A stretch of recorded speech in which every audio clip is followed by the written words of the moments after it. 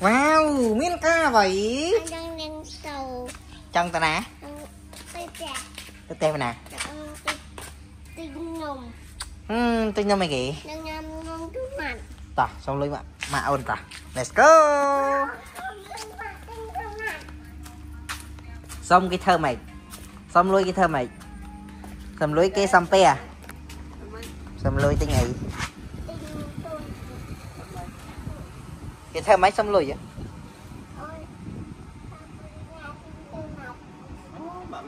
Tên nhỉ? Tên nông đun nát. Wow, mùi pi pon. 2,000 real. 2,000 real. Okay. Let's go.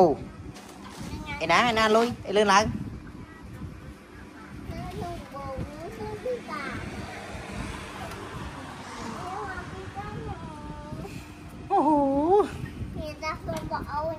Thả 2,000 real. Come on. 2,000 real. Come on. Come on, please. Please come on there. Please come on. Okay. Lôi lươn. Lươn lên. Phải nhập Hồ Chí Minh tới Vinh. Thả mớ.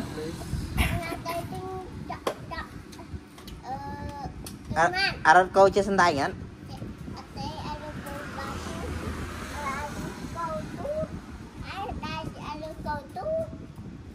Rất câu bên nào đây nè, rất câu. Rất câu nó không ác.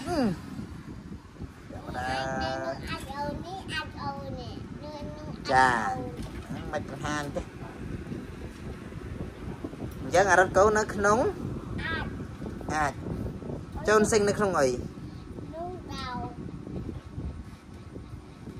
Chẳng mình đi thả rất câu nó không ác tê. Rồi đấy. Nó không khao. Ok, lươn xong lui. Chứ đây lui. Money. Money do not. Come on. Money. Buy do not. Lươn sấy. Ê, đằng ê. Đạch lui không?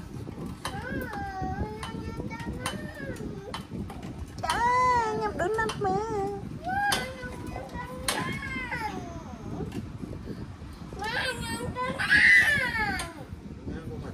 Come on. Thả nhắm donut, come on thả. Ở đây phải không mến?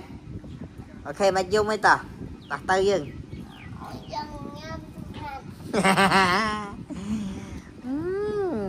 Nhắm donut lên. Thả mami. Mami yêu này. Lên mà. Ai ta rất câu nhằm á. Bữa sao không? Mẹ chưa xin Hồ Chí Minh chạy lôi ngày ngoài ở rập mơ tăng thà phóng. Mẹ chưa xin. Mẹ anh thấy lên ta. Tới đấy. Đó, let's go. Ina lùi. Dày lùi không có bao vợ chưa sinh thà. Lùi. Wow, oh my god.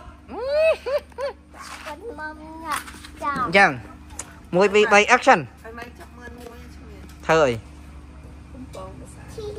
Ôi, bông xa chanh thì anh xây ra thơ mượn.